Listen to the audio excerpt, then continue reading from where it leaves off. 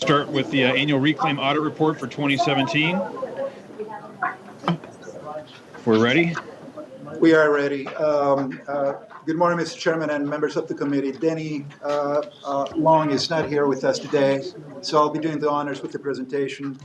This is our reclaim audit report. We have been conducting those audit reports ever since the inception of the program. So it has been 25 plus years. Both the rule and the health and safety code requires us to produce a fairly detailed and comprehensive audit of the reclaim program. And many of you know what the reclaim stands for. For those of you who joined us quite recently, reclaim is our cap and trade program. It applies to our largest NOx and SOx emission sources. At the inception of the program, each source was given an emission allocations, which decline over time. And one significant difference between command and control and the market-based program is that facilities can comply with their annual emissions budgets by or allocations by either installing controls or perhaps trading credits amongst themselves, or something, or a hybridized approach of both. So the audit that is required of us looks at a number of different variables. One of the variables that we look at is the size of the universe. When we started this year, the 2017, we had 262 facilities. Since then, 4 facilities left the universe, and we are left with 258 facilities.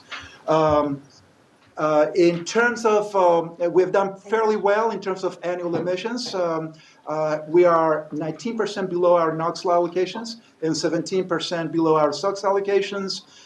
As you may recall, the board had adopted in 2011 a 22% reduction that is in full effect for NOx. And in 2016, another 45% reduction that is to be implemented between 2016 and 2023. And with respect to SOx, our last amendment called for 48% reduction to be implemented between 2013 and 2019. The vast majority of facilities, 95+% of them, met their annual allocations, and while the SOx facilities, 90% of them met their respective SOx allocations. And what I just said, this particular slide shows it visually. The red curve on the top shows the allocations, and the black or blue curve on the bottom shows the actual emissions. They are staying below consistently their allocations, with the only exception of the early 2000s when we had the power crisis. With respect to the SOx, the same pictures, actual emissions are staying below the allocations. In terms of employment impacts, we have less than 1/4% of employment loss. We met our new source review requirements for both the state as well as the federal requirements.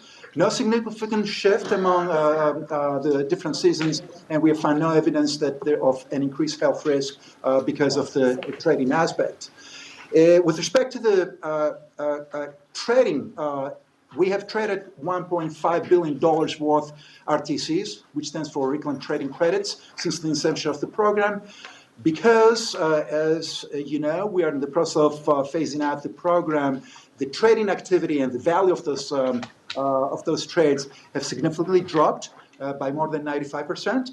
So last year we traded slightly less than $4 million of RTCs. We have a number of dollar per ton thresholds for both NOx and SOx in the program, called for under both our regulations as well as our health and safety code. They act as red flags in the event we exceed those thresholds and necessitate a more thorough, comprehensive review of the program. And I'm happy to announce that we have stayed way below those thresholds for both NOx and SOx, as well as the same thing holds true with the infinite IYUs for the infinite year trading credits. We also track the third-party participation in those trades. They actively participate. Last year, specifically, they were at the 50-60% of the volume was traded by them. But when you look at the overall universe of credits, they are being held by third parties, slightly less than 4% for the NOx credits and slightly less than 5% for the infinite year block SOx credits. So the board gave us a direction to move away from reclaim and transition to a command and control approach. As of June of 2018, we had adopted 2 rules, and I think Susan in the next agenda item will give us the report of what happened since then. And in summary, the program is doing what it was intended to do, and we intend to present this report to the full board for their approval. And I'll stop there. Very good. Any board member questions on this item? Just one quick question, if I could, Mr. Chair. Sure. There Please. was some non-compliance, and have you quantified how much emissions were associated with emissions beyond what people held? Yes, yes, we have, and these are displayed in full detail in chapter 4 or 5, guys, of the report, and we have an attachment to our report that delineates, what those figures are, and this is a reminder. It's a snapshot at the end of the year. What we found out. Once the tickets are issued, then we go through a fairly detailed settlement process, and we are trying to ascertain, are those real emissions, or are those errors due to missing data provisions, for instance? But at least the snapshot shows that, that we had a few facilities that they did not meet their allocations. And then how do we adjust the inventory according to that? Excellent question. So whenever there is a gap, a shortfall, we go in and subtract the equivalent amount from their future allocations. Whether it was real or imaginary. Whether it was real or not, yes, exactly. Don't you just love cap and trade? Where reality doesn't matter. Okay, thank you. Okay, any other questions from other board members? Any public comment on this item? No cards? If not, we'll go on to the reclaim quarterly report. Although I imagine this would be similar. A little different. So this is where we are in the reclaim transition. We presented this sort of the reclaim transition at a glance. Very proud to say over the last quarter that we've had a number of rules that we refer to as the landing rules for the transition for reclaim that have been adopted or amended. 1135 for the electric generating facilities, 1118.1 for non-refinery flares, 1146 series rules for boilers, heaters, and process units, and then 1100, which is basically the implementation schedule for the 1146 series, but will be that implementation schedule rule for the other rules as they come through. Looking at over the last quarter for the Reclaim Working Group meetings, we have focused primarily on the new source review issues. And I think at the last Stationary Source Committee, it was asked that we can go just a little more in depth.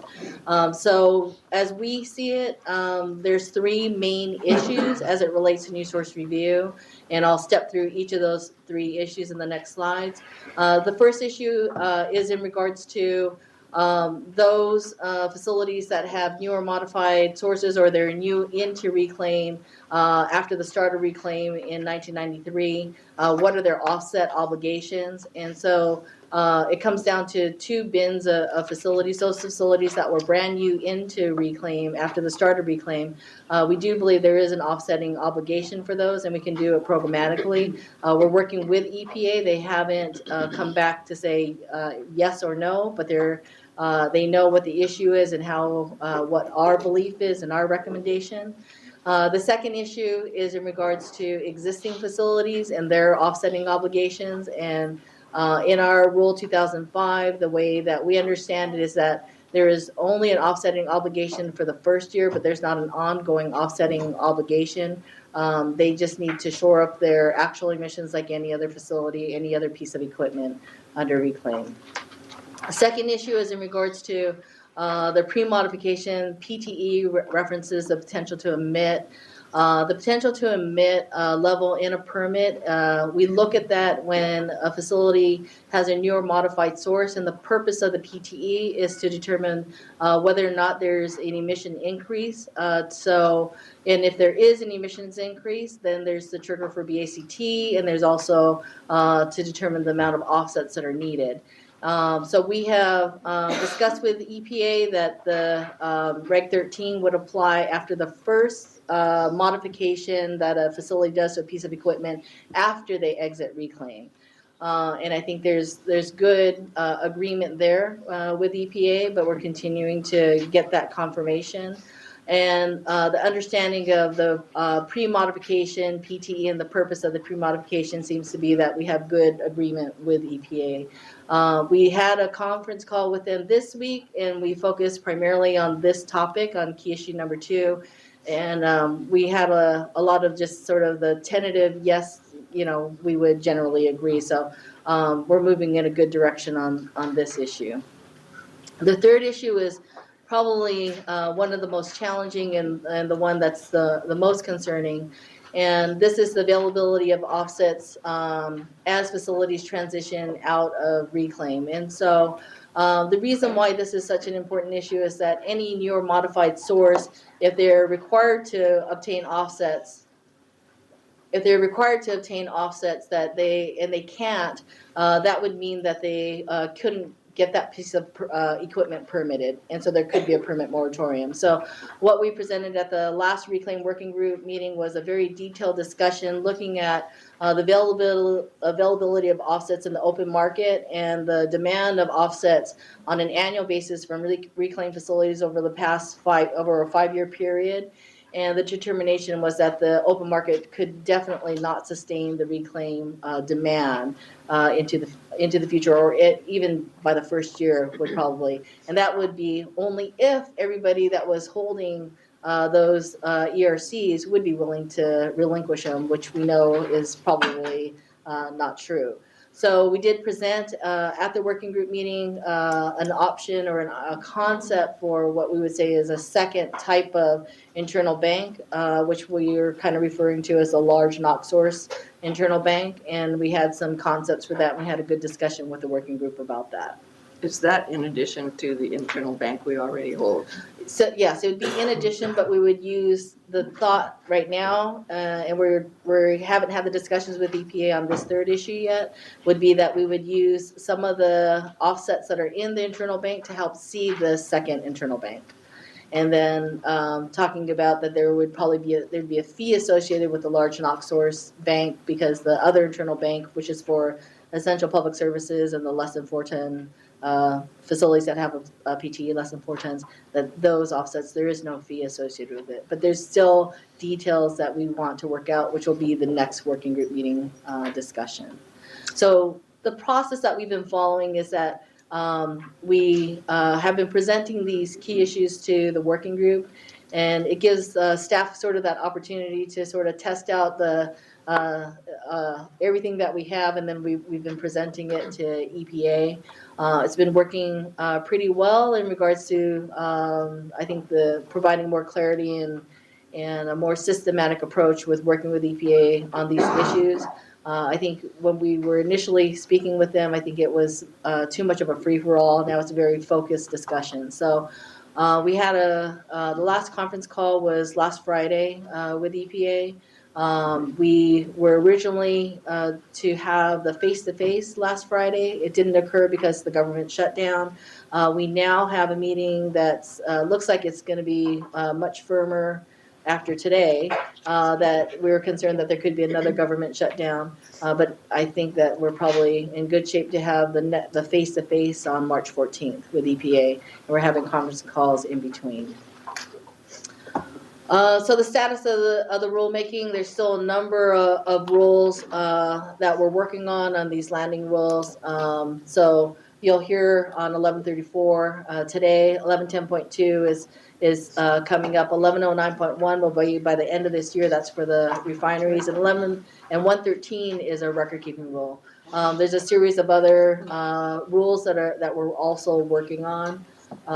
you'll be seeing. So you do receive a monthly written report on the status of and the work that we're doing on the new source review work, and then we do continue to have the monthly meetings with the Reclaim Working Group, and just forging forward and all the other work to support the transition.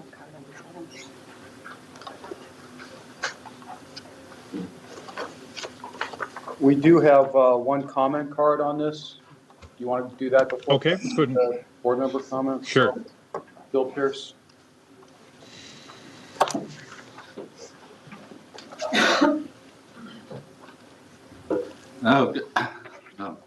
Good morning. I'm fighting a cold, so hopefully I'm clearing up. But I just wanted to make a comment on the reclaim. I know in the first slide there was mentioned that one facility has exited the program, so that was one of our facilities at Long Beach. I know staff spent a significant amount of time to get this through, and we appreciate the work, and we're happy to be out of the program. Congratulations. Thank you. Thanks, Bill. I forgot that milestone. Yeah. First one. Yeah. So the landing rules are Very working. good. Board member comments on this? Do you have anything, Judy? No, I Can you don't. put up slide 4? On the number 3 was something about us ensuring an adequate amount of offsets. Yeah, key issue 3. How does this agency ensure sufficient offsets available to satisfy NSR requirements? Are we really responsible for that? Well, if there aren't sufficient offsets, or at least There we are do. consequences that we are concerned about. Yeah. We don't have a legal obligation. I mean, the way that No, offsets are set up, right. they're supposed to be self-generating, ideally, right? By people creating offsets. Yeah, but It doesn't work that way in the real world, I know. yeah, most of them are generated through a shutdown. Orphan shutdowns, facility shutdowns are the primary source of offsets. Which wasn't the intended way. Right, and they do have the heavy back discounting. Yeah. So it's very And difficult the to one bite at the generate. apple when you actually do something to reduce emissions and And the concern really is that, generate offsets. and we heard this very real issue this week, is that a facility that really wants to replace equipment makes that hard decision sometimes, and this could be the tipping scale. Yeah, and so there's a perverse incentive to use old, outdated equipment, right? Right. In some instances. Right. So we don't want to And- inhibit that. And some people have a mandate to do things like create biodigesters that are new facilities that would have been in Reclaim had Reclaim continued to accept facilities. So they have to go out and get ERCs.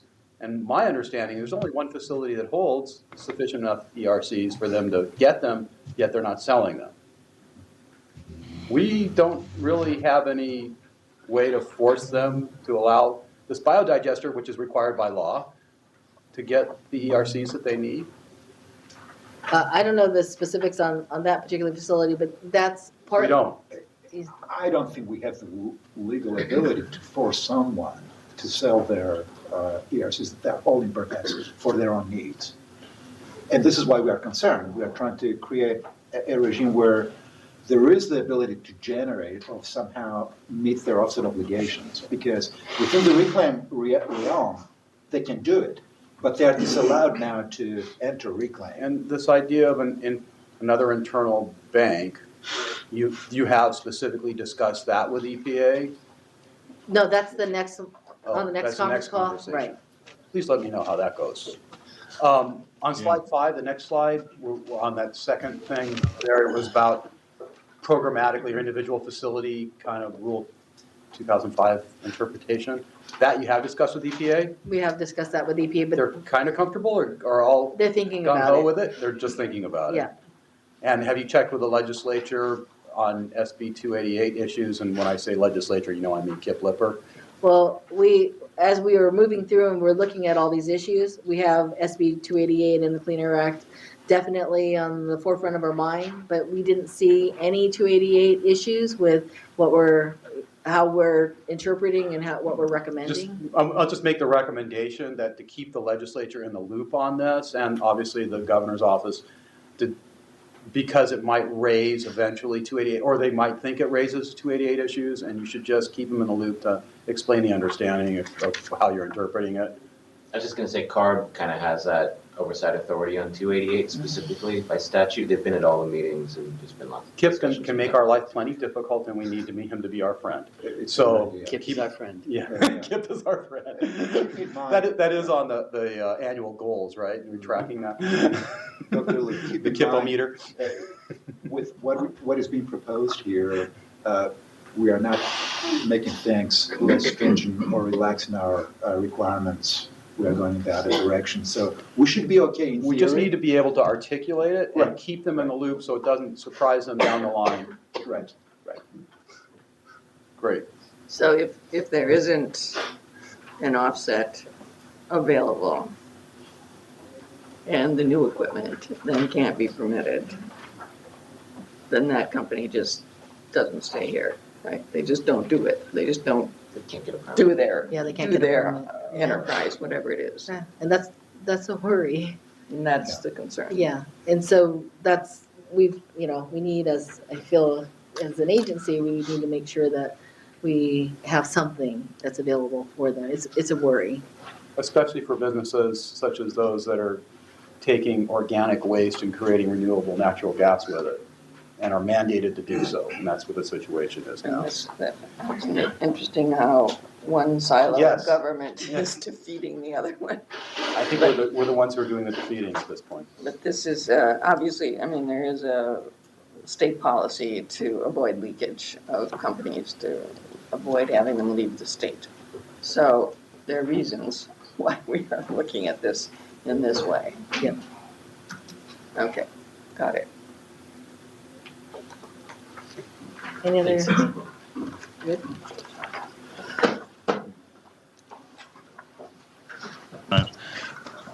All right, any other board member questions? If not, we'll go on to the next item. Summary proposed rule 1134. Good Michael? morning. I'll be providing a brief update on 1134, which is our stationary gas turbine rule. Susan mentioned it's one of our NOx landing rules. 1134 was amended back in 1989 and it applies to gas turbines that existed as of 1989.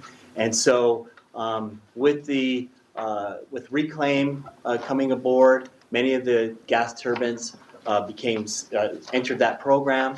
And then over time, a lot of the gas turbines were replaced over the 25, 30 years. And so very few gas turbines now are actually subject to 1134. The amendments in the rule will address that, and gas turbines will be subject to 1134 regardless of when they existed. There are some exemptions for some source-specific activities, such as power plants, the landfill, sewage treatment plants, and refineries, which will have their own rules covering turbines. And this is a picture of a turbine. It's essentially a jet engine, and it's used to generate power for some type of facility need. So when we're going through the rule amendment process, we do go through a Backt Assessment to determine what limits to have for this type of equipment. We look at what existing equipment is out there, the emission limits that are in other agencies, what type of technology is available. We'll have an initial marked limit that we'll do a cost effectiveness for, and then we'll come up with our final limit. And so we went through this process for the gas turbines that would be subject to this rule, and the limits are up there on slide number 5. Just wanted to point out the differences between the different categories. The main types of units that are utilized are simple cycle and combined cycle natural gas turbines. There are some compressor turbines, which I'll talk about a little bit later, that are used to both store and mobilize natural gas through pipelines. Produced gas turbines are those that are utilized for petroleum exploration in this case. The outer continental shelf are offshore platform turbines. And then we have some others that don't fall into any of these categories. For these limits, we are proposing that they would be effective January 1st, 2024. Is there a reason why the liquid outer continental shelf is so much higher than everything else relatively? Yes, there is. So that refers to diesel fuel that's utilized on the offshore platforms. And that's only used when they don't have enough produced gas as they're pulling it out of the wells. So how often is that? What percentage of time? Small? Very, very small. It actually costs them money to utilize the diesel fuel as opposed to the well gas that they're pulling out. So it's something that they don't like to do. For this BART analysis, there were a couple of categories that we examined because they did have cost effectiveness that exceeded $50,000 per ton. The first are combined cycle turbines that are very near the 2 ppm limit that we were asking for in the rule. They're already at 2.5 parts per million, and so those few units that were already there, it wasn't cost effective for them to make the necessary changes to go down that small amount. And then for certain turbines, they're only used infrequently, and for those units, again, it wasn't cost effective to meet the threshold, and we'll be asking that they accept a permit condition limiting them to essentially 10% per year. This slide shows the cost effectiveness for several of the categories. Most of the categories, combined cycle and simple cycle, are actually relatively cost effective, 6,000 and less than 10,000 per ton of NOx reduced. For the produced gas turbines, we were looking at a limit lower than the 9 that we're proposing right now, but it was going to be more than $50,000 per ton, so we didn't go down to 5 ppm like we were originally looking at. And then for the outer continental shelf produced gas turbines, it's actually very cost effective to make those changes. For this rule, once it's implemented, we'll be expecting a reduction of NOx emissions of 2.9 tons per day. So quite a significant reduction. A lot of that is because this equipment is very old and hasn't been looked at, retrofitted, replaced in quite some time. We do have a key issue that we're still working on with respect to this rule. For the compressor turbines, they do have a wide range of operation cycles, and so meeting the ammonia limit does appear to be a challenge. Right now, we're proposing 5 parts per million. The stakeholder that's subject to that aspect has asked for 10 parts per million, and we're working with them to try and iron out these differences. And so we're hoping that we'll be going to the public hearing with this regulation in April of this year. And that concludes my presentation.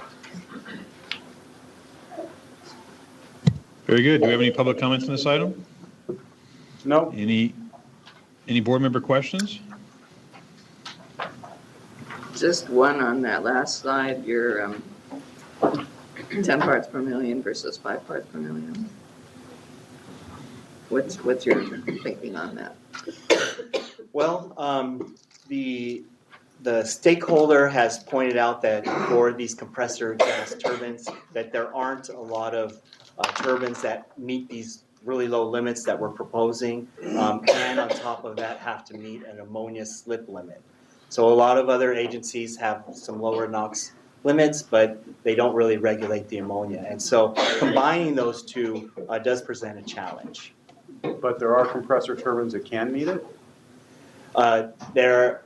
There aren't any that have been permitted as a compressor turbine at 5 parts per million ammonia. So if we adopted this, the technology forcing. That's correct. Without raising the ammonia limit. Yes. It is a trade-off with, additional NOx reductions, potentially some ammonia increases. 1.7 pounds a day is quite small. On balance, the NOx emissions are probably going to do A lot more good, more good. well, unless you're living next door to it. The exemptions that we have for low use, did we take a look and add up the quantity of emissions that might be associated if someone took maximum, advantage of that exemption, and what the staff estimate would be in terms of how many emissions are not being counted or not being reduced as a result of that? Not directly, but you can tell by looking at the emission reductions on slide. 2.9 tons per day? Yes, that even though we're providing this, it's very small. If they were to go up to their full 10%, I'd imagine that you would see a couple of tenths per ton of NOx emission increase. Thank you.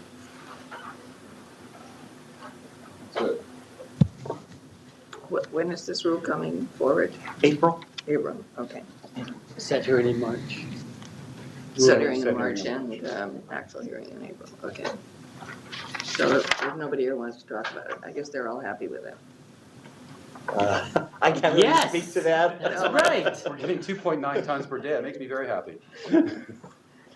Okay, Why anyone Very has good. a pre-1989 turbine, I don't know. That doesn't make any sense. Sometimes they last a while. Yeah, I guess so. All right, with that, we'll move on to the next item unless there's any other questions. This will be the update on Rule 1111, reduction of NOx emissions from natural gas-fired fan-type central furnaces. Great. Michael? Thank you, Chairman Benoit. Okay, hi, this is Mike Krause, Planning and Rules Manager. We're here to talk about an update on Rule 1111. So just as a reminder, 1111 applies to residential, commercial, natural gas-fired, fan-type central furnaces. The rule regulates manufacturers, distributors, sellers, and installers.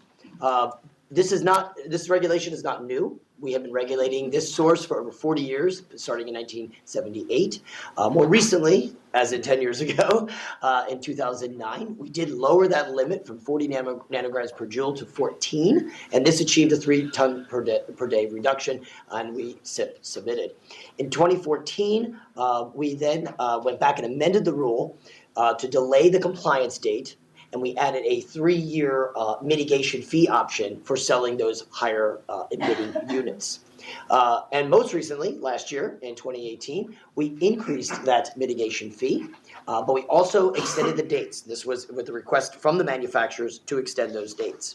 One thing I want to add in here that we don't have as way of the history here is that we did back in 2014, we did a tech assessment. This assessment involved 4 projects that dealt with 12 furnaces. And what the tech assessment was doing was looking to see if those limits are achievable, the 14, and that's what the board had requested. Out of the 12, 11 of those turned out to be achievable. So a success story, we believe, is surfacing. With regards to today, what I want to present is 2 parts. One is the rules to show you the progress in commercializing these compliant units. What's the market growth? I want to touch on propane-fired units. And also, we're going to discuss what we're doing with the Clean Air Furnace Rebate Program. So back in last year, in 2018, the resolution from the board had asked us for this update today, both on the status of the compliant coatings and then furnaces. another rule. I have so many topics in my head. On the compliant furnaces, as well as look at the need for a possible sell-through period. And then finally, the effectiveness of our exemption that we currently have in the rule for propane-fired units. I will also then talk about the rebate program that was started in last June. Okay, let's dive in a little bit here on the status. So what you're looking at here is the condensing and non-condensing models of furnaces. We're looking at the number of models in both of those categories, and then you're looking at the different sizes of those models. When it comes to the coloring here, the yellow are the certified models, the number of certified models in each of those categories. A certified means that it can achieve the limit. And the red is what we call commercialization. That's basically available to be bought, okay? Out of the 7 manufacturers of these furnaces, 6 of them have at least 1 or more certified models. 3 of those manufacturers have commercialized models that are being bought. And what we've been viewing from this, and what the board wanted from us, is to take a look at these trends. What is going on out there in the market? And from our perspective, the staff's perspective, we're seeing a success story. And why I say that is because in the last 10 months, we have seen 10 months ago, there were 21 certified models, and 12 of those were commercialized. In those last 10 months, that 21 certified models has grown to 176. On the commercialized side, out of 12 models, we're now seeing 112 of those available to be bought in the market. So we're seeing this as the trend moving forward. And what does that mean? So 63% of the certified models, again, what can be achieved, are actually out there being commercialized. And when we talk about the market and we're talking about different sizes of these condensing and non-condensing units, we're seeing that those areas are being covered by the market 90%. So those models are making up 90% of the market, or can be covered. This is a consumer coverage. And that's really important because that's, again, what the board had directed. When this endpoint comes for this mitigation fee program, will those consumers have choices out there? And we believe they will. Okay, we've been meeting with the manufacturers and having conversations with them, not just with the data that we've been receiving from them, but also what their feeling is about these compliant furnaces. Some of those stakeholders have commented that they need to get more of their compliant models onto the market. And again, we believe that they have been working really aggressively, and we believe there's been a success story there.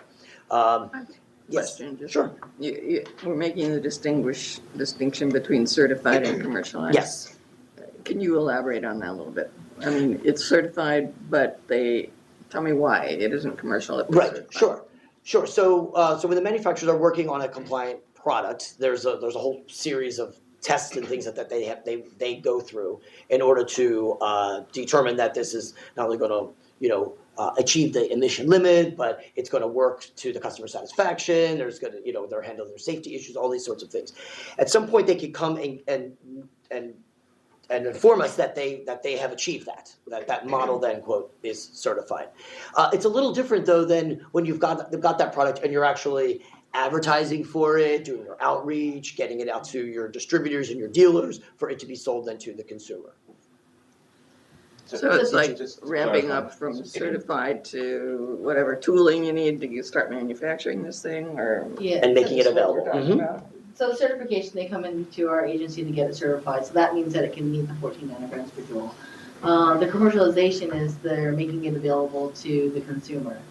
There's a variety of reasons why, and for each of the manufacturers that we've been discussing, it's a variety of different reasons of why. It could be that they're still in testing development, they're still doing their tooling of the factory. It's that they could have taken the prototype into the tooling and then they're running into issues. It could be, there's a whole host of different reasons why. Could be that they're still wanting to push the non-compliant units with the mitigation fees. We don't really know exactly why, but that's one of the focuses from now till the end of the mitigation fee is that now we know we have certified units, we need to get the push to commercialize. That needs to be the focus. We want still more units to be certified because not all the manufacturers are there yet. And they don't have, not every manufacturer has, most of the manufacturers don't have a full line yet. But that it's the key is the commercialization at this point. Why do we have manufacturers that have certified for a number of years and it's not commercialized yet is a worry to us. So there's a big difference among the different manufacturers. Some go from certified to commercial very quickly. Some are not doing that. Some Yes, are waiting years. exactly. So that's what's happening. Okay. Yeah, a manufacturer actually could, on the day that they certify, be ready to commercialize. That they do all their testing, all in the background and say, boom, we're ready to go. Okay, that helps me understand this. Thank you. Great. Okay, presentation. All right. So in meeting with some of those manufacturers, we also talked to them about what's going to happen in the future here, what's going to happen these next 8 months when the mitigation fee program sunsets. And some of those manufacturers have informed us that they are planning to roll out some more of these models. So while while I'm talking about the 90%, that's as of today, not even what we're going to see over the next 8 months. So I noted here for condensing, there's going to be at least 3 more models by these manufacturers and 4 on the non-condensing side. We had a working group meeting last week and to discuss these and where our status is at. One manufacturer said they could not cannot support the entire market was one issue. That's being because, as Susan noted, there is one manufacturer that's able to satisfy a number of the models throughout. And so some of them are asking for a sell-through provision. You're probably going to hear from them today. And we did discuss maybe a narrow acceptance of a sell-through provision for those manufacturers that already have compliance products. So what we would recommend on the mitigation fee side is, we, again, as a reminder, we last extended that just this past March. It did provide, we believe, the manufacturers and distributors ample time. This is actually what they had requested at the 2018 amendment. And so for us, our recommendation is, for the sake of certainty for those manufacturers, is to maintain that sunset date. With regards to a sell-through provision, I mean, you can call it that, but we still see that just as an extension of the mitigation fee. So, but we could discuss or consider, again, something more narrowly focused. With regards to the rebate program, this again was initiated back in June. The rebate can only be claimed by a customer or contractor. There's been some marketing and outreach of this program that we have, which we show you here on the right. We provide a number of resources, whether it's the list of models out there or frequently asked questions. And just so you remember, the rebate amount is $500 per unit. As of the end of last month, 410 claims for the rebate have been made. It's quite a small percentage if you wanted to put it in the scheme of things. Out of the $3 million that we funded for that makes up only 8% has been used so far. And why is that?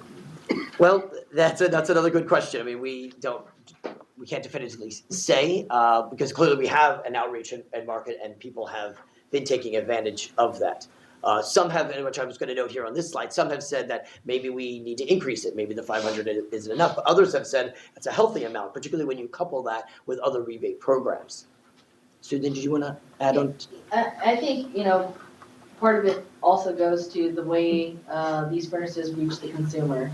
And if the distributor or the dealer or your contractor doesn't present to you that this particular furnace that you're purchasing has a mitigation fee and there's this other furnace that has a rebate and the differential could be $1,000, then the consumer doesn't know. The consumer knows what the contractor is saying, hey, this is the best model for your house.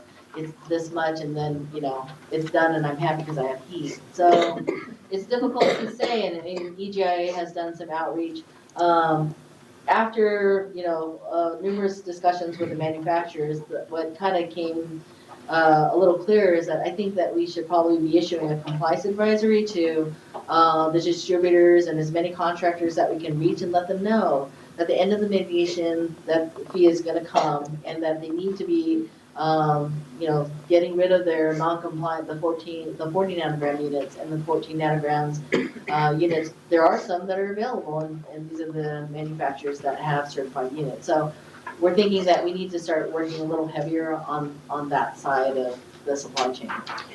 And also one of the suggestions that was made was maybe to open that rebate program up to builders. So we are considering expanding that program to builders. That would not require a rule amendment because that's part of the policy document. Any reason not to? We don't see any reason not to. I think initially we had anticipated that there'd be much more participation in the rebate, and we wanted it to go to the consumer. And that was sort of, the focus. But if this is what we need to do to push the commercialization and to really get it going, then so be it. I think I remember some complications with the builder and the timing, because if they're building a big development, they're going to allocate the money very early on. They may not actually take delivery for 1.5 years or 2 years or something like that. So there's a timing element. I think we can work through it. Is this the issue that we talked a lot about how we notify the ultimate purchaser with, we're going to put the labeling and where it's going to go, and at Home Depot, you have it on the box, right. Or that whole discussion that we had about that. Yeah, I think it's becoming even more apparent that labeling on the unit or the boxes, the consumer doesn't see it. So we need to really try to, some way, at least get it to the contractors and the folks that are talking to the consumer. Because if they don't spread that information to them, it's very difficult to get to the consumer. So would the contractor take the mitigation fee and not pass it on to the consumer? It's our understanding that it is being passed to the consumer. Has that happened? That's our understanding that that's how it's being sort of observed in the supply chain. But with the combination with the rebate, the compliant unit, we think in many cases is still going to be less expensive with the mitigation fee and the rebate. The question is whether the contractors are communicating that information to the consumer. Okay, another issue is about the propane-fired units. The reason we're bringing this up is that concerns were raised that folks might be circumventing the rule with the purchasing of these non-compliant units by using a propane conversion. Remember, there's an exemption in the rule on that. So the board did ask us to evaluate that status. So we did look into that, and we noticed that the sales of those conversion kits have remained steady. So it doesn't seem to us that there's any indication that people are circumventing the rule. So we don't recommend no change at this time. So in summary, from the staff perspective, is we would, continue working with these manufacturers and, supporting them and continuing, the goals that are set out by the rule, and that provides, again, certainty for all of them to continue doing that great work. And then, revising the rebate program to expand out to builders and, again, monitoring status. So that's our report. Okay. I think you answered all my questions. Something good. We have several Very public good. comments. Great. Should we wait till for board member comments because I do have some comments, but I'm willing to wait. Carl Dunwoody, Rusty Tharp, and then Dave Wingingham. How many cards are there, Dr. Lewis? There are 7. Half an hour remaining, roughly? Yeah, we should probably give 2 minutes. You want to ask the chair? and Get through there. Oh, yeah, the chair's here. 2 minutes, that'd be great. 2 minutes, okay? Yep. Okay. And look at that, just magically done. Is Carl That's here? good. Yeah. Oh, come on up. Well, we'll start the clock before you get there. Okay. Well, Carl Dunwoody, with Train American Standard, just wanted to say I've been in the industry for 30 years. I'd like to speak on behalf of our company as well as HVAC contractors and homeowners who are not in the room. I think, personally, I think that the regulation implementation date should be extended for a lot of reasons. Product availability being number one to cover the depth of the market. I also think as far as having a manufacture date instead of a sell-through date, distributors, most of the distributors in this industry are privately held. When they buy inventory, they own it. They've paid the mitigation fee. And regardless of whether you got new products or not, okay, they still have to sell that inventory. They own it, okay? I don't think that's been very well thought out. The FER law that goes into effect for all manufacturers July 1st, that's a manufacture date, not a sell-through date. So I think that you really need to look at that. And I also think that most homeowners don't even know that this law exists. And you're cutting the depth and breadth of their product offering basically less than in half. And homeowners that want the best of the best aren't going to be able to get it anymore. Because, communicating systems, variable speed systems, heck. And what about heat pumps? Those are no knocks. There's no incentive for heat pumps. So I said that would be it. That's all I have to say. Thank you. Okay, I have Rusty Tharp, Dave Wingingham, thank you, and then Mark Woodruff. Thank you. So I apologize, I did not get my comments emailed in, getting last minute changes. So these are being passed around, so I apologize to those not present in the room. My name is Rusty Tharp, I'm Senior Director of Regulatory Affairs for Goodman. Our first comment is on the status of the compliant product available in the district. A year ago, I provided a chart that showed the models that were certified. And so this is on the handout that is circulating internally. This chart shows that there's good, better, best, there's multiple product lines, multiple efficiencies. There was only 3 models that were certified. I've updated that chart to show what is presently available. And so the green shaded is what is available on the market. So this gives you a good visual of showing the product lines that are available on the market today that are compliant. It's still not a very large percentage of the market. There really is a relatively poor offering, and some consumers in many segments of the market will not be covered. And while some consumers are likely to face monopolistic conditions, some of these will be punishing to the district's consumers. So with a lack of product selection, many consumers may choose to defer a replacement of their current high emitting furnaces and do that by repairing the old furnace.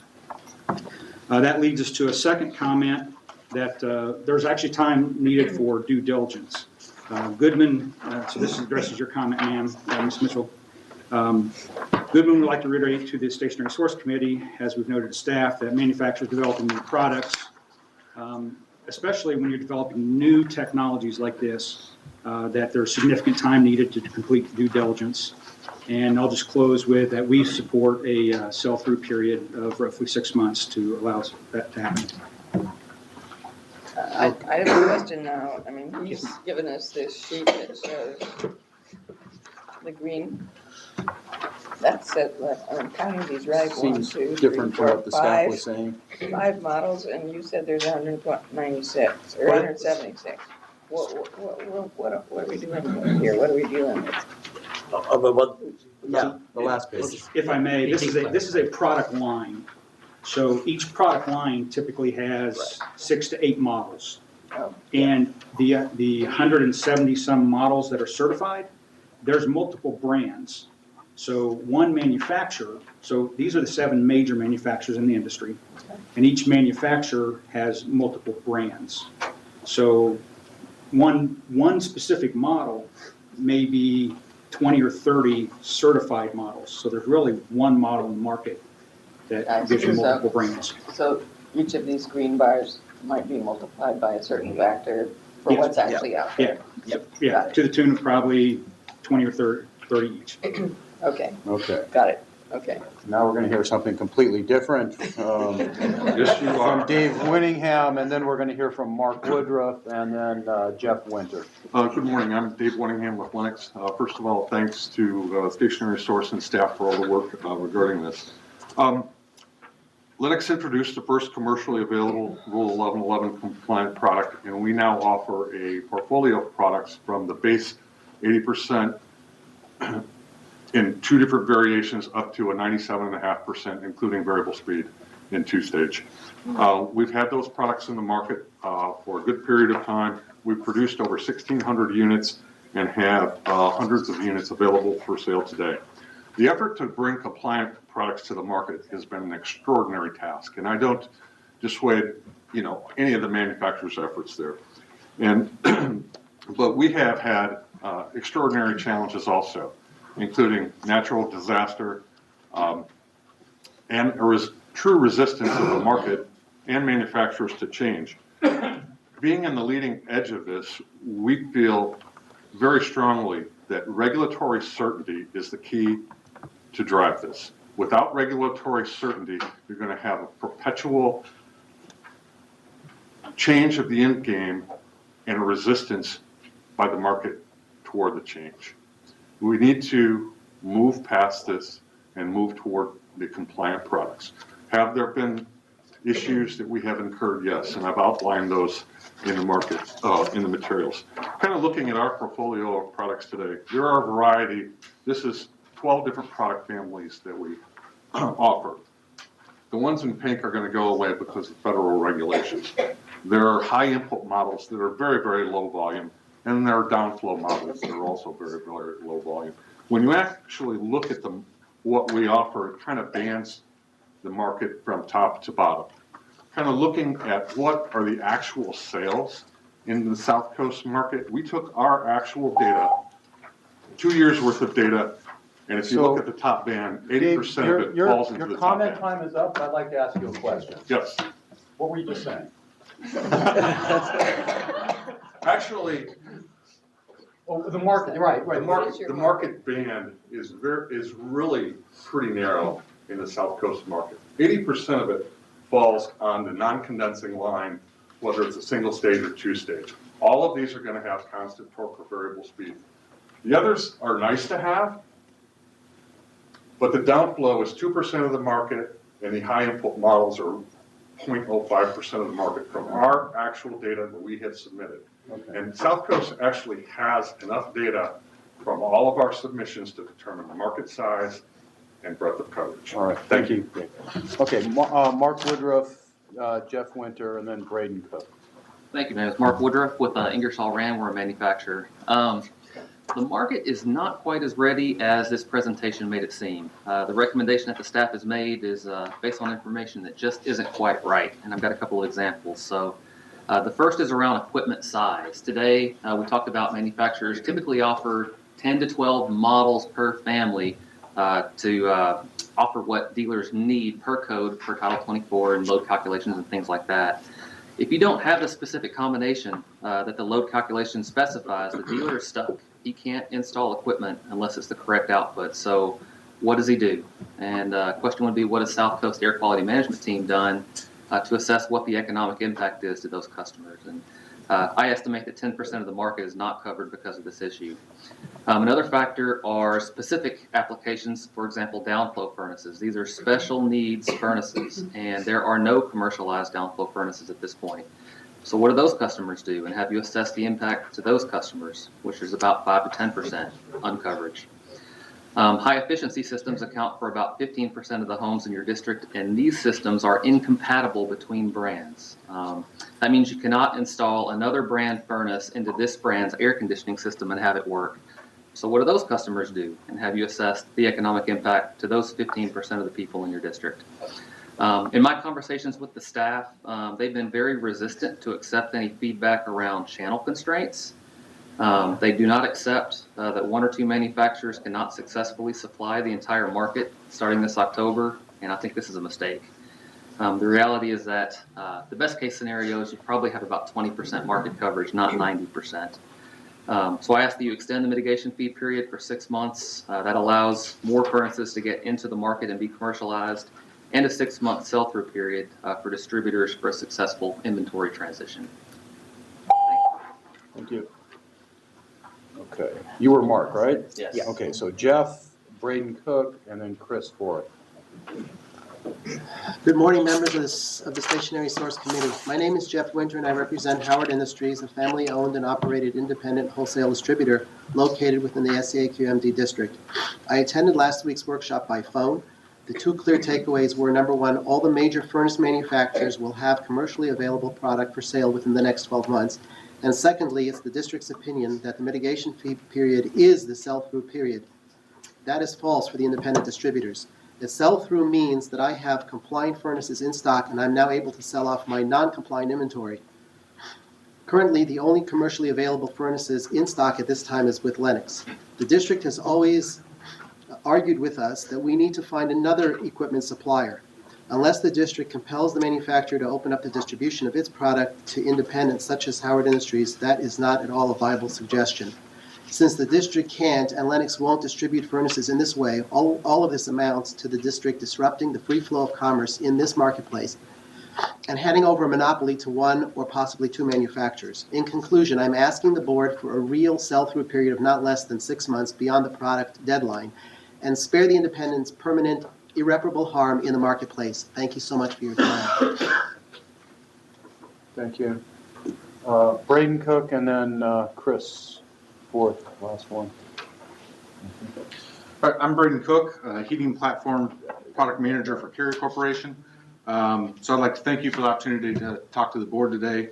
I sent a letter through email that's being passed around now. I only have a limited number of copies in person, but I did send that to the committee via email on Tuesday, which expresses Carrier's concerns regarding the hard date of installation cutoff in October 2019. I'd like to highlight some of those key points. I think I would reiterate a lot of what some of the other manufacturers said, where staff is saying that the current available products will cover 90% of the market. We don't believe that's true at all. We don't think that in October there will be inventory of products to cover nearly 90% of the market. So first off, we talked about the number of compliant models versus certified models and available models. So that comes down to 112 models that are available, but that is really only 21 models or individual models for each manufacturer. We, Carrier, have 2 models available now, but once you apply that to all of our brands, that's 32 of those 112 models. So not nearly 90% of the market. Secondly, 16 of the 21 models is from a single manufacturer. Again, reiterating some of the points, we don't think a single manufacturer can cover the market. We do have 2 models available now. We have multiple engineering teams working on bringing other models into the market and releasing those, but safety is our highest concern. We have a very extensive test procedures that we have to go through, and we're not able to pull up our timeline because we are not going to sacrifice and cut corners on those safety requirements that we have in those testing requirements. Lastly, new home construction is a big concern for us. So typically it takes 6 to 9 months for a new construction builder to integrate a new design. So for those reasons, we would request a 6-month sell-through period as well to commonize with San Joaquin Valley. Okay, we need to wrap up because the 2 minutes is over. Chris? Yes. My name is Chris Forth. I'm the Director of Regulatory Codes and Standards for Johnson Controls. We sell the York brand. And I had a representative at that meeting here last week. JCI will have compliant products before the deadline. We're working on that now. But the concern JCI has, we've been working diligently with the district on a sell-through period that aligns with San Joaquin.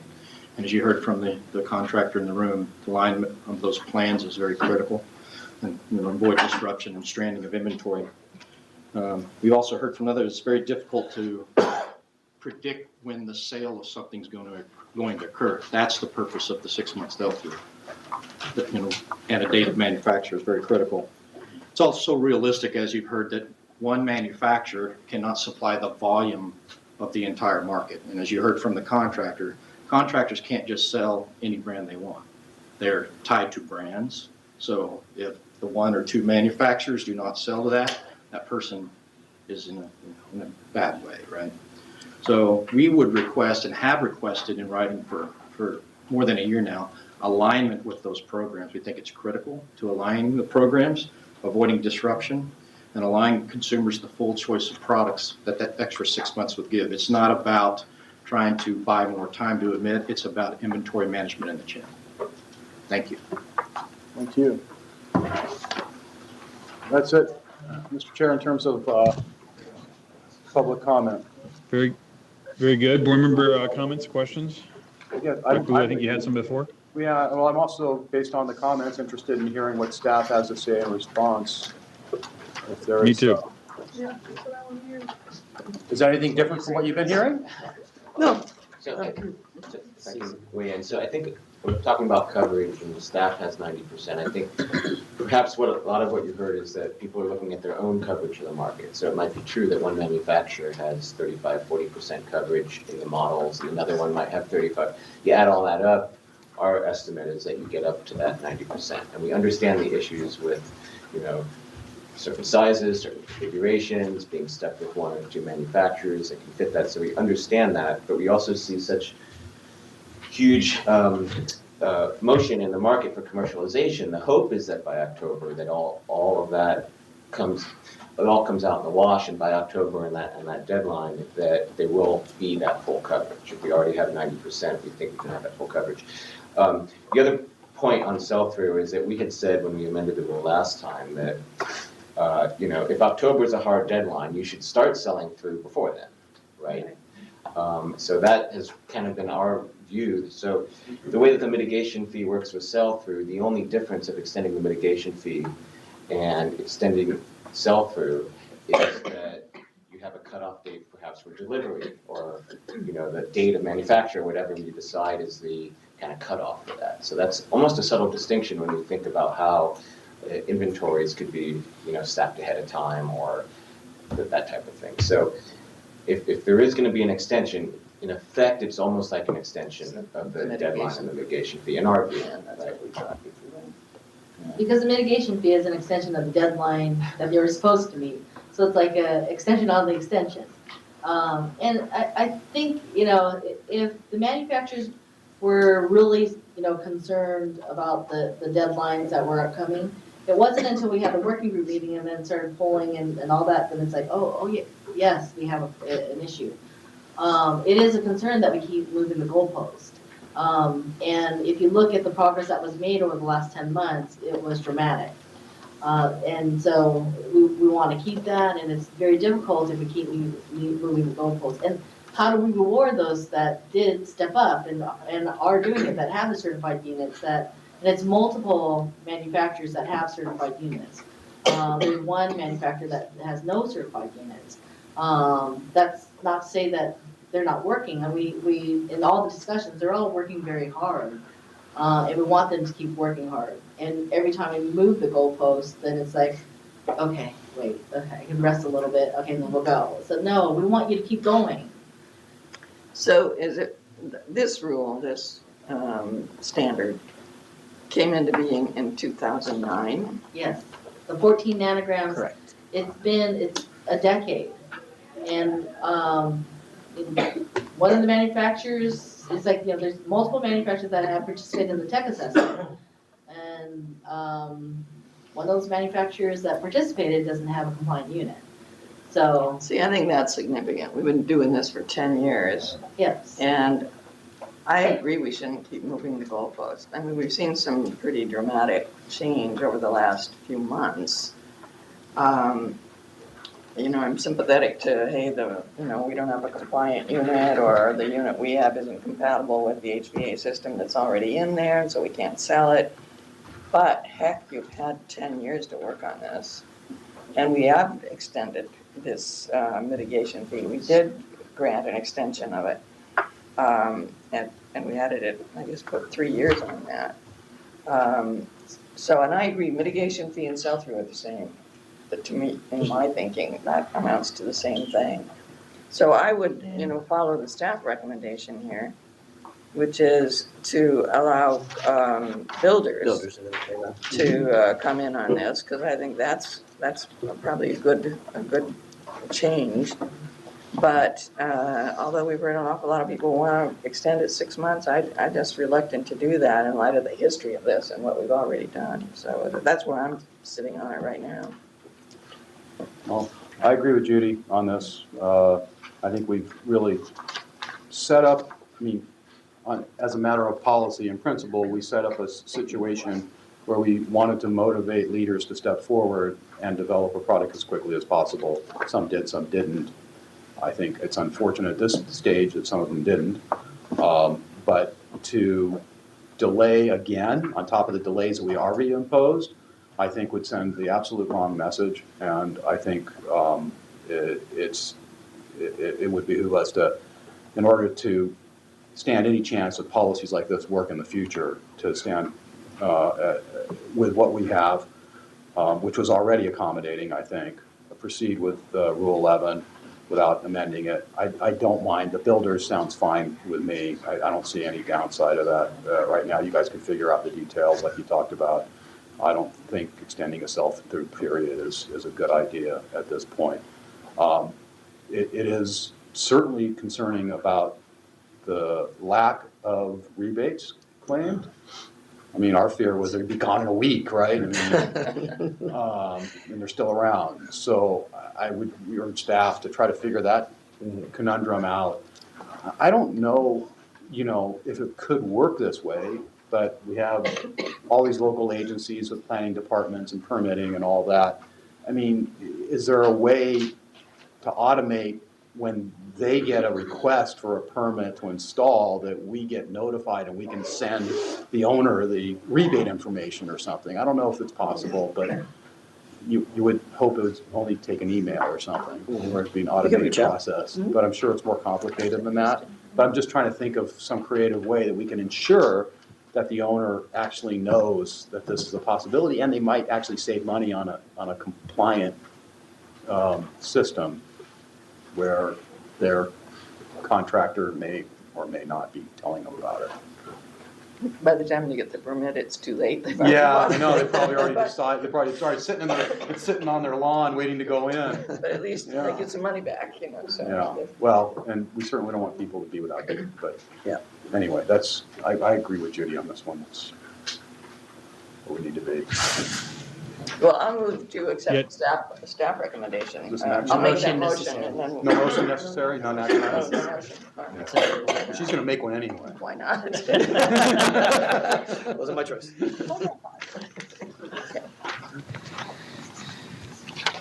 Well, thank you for a great presentation. I'm sitting here looking at Linux's website. We're talking about how do we get the information to the customer. I can't tell on the Linux website which ones are compliant, which ones aren't. And I realize we're a small part of the national market. So, Joe, your idea is probably good as far as reaching out to the pulling the permit, but also the person pulling the permit 90% of the time is not the homeowner, it's the contractor. So again, you're really not reaching all the way to the homeowner.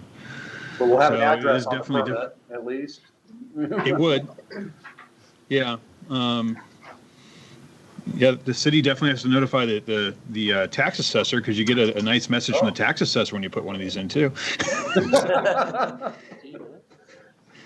Yeah, maybe there's an opportunity there to get an address for the homes that are pulling permits and find out one way to do that. But that's something staff, if we want to work with either one of our, my city or Judith's city, to try and see if there's an opportunity, and then we could spread that out to other cities. Might be worth trying. Sure. Sure. Look at that. Yep. Any other comments or questions from other board members? Supervisor Hahn and Supervisor Perez?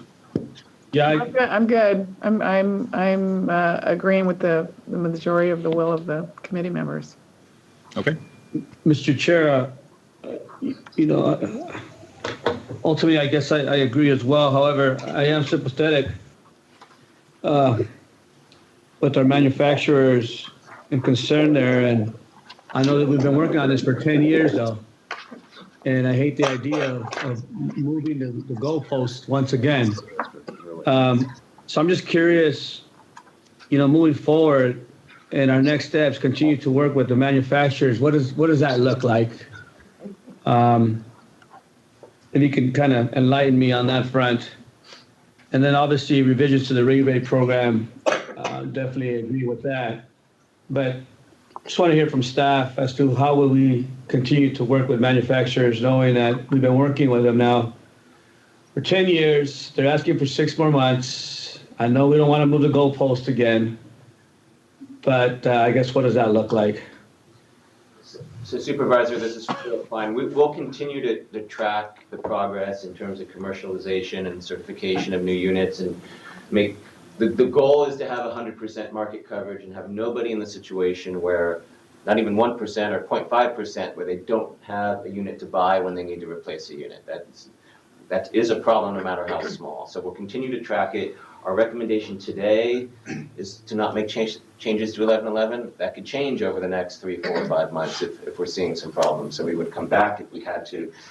And then at the very end, if there are just a few units or a few coverage that we're missing, there's still other opportunities for compliance options, whether it's a group variance or other types of things that could be done to outside the rule to just ease that transition even past that date. So we're going to keep all those options on the table. So there are some off ramps. Okay. Yeah. Potential. Yeah, and that's good to hear. Let's make sure we keep options on the table. That's, I think, important for all of us, in my humble opinion. Thank you. I agree with you, Supervisor, especially if we're looking at the market and on the lower end side of the furnaces, or obviously the ones where the family's just barely able to put one in. That's the marketplace I'd be most worried about, and making sure we do have units available on that side of the marketplace, because that's obviously the family's having the most struggle. And if they suddenly can't also just even get one, that's a huge issue as well. So, good comments.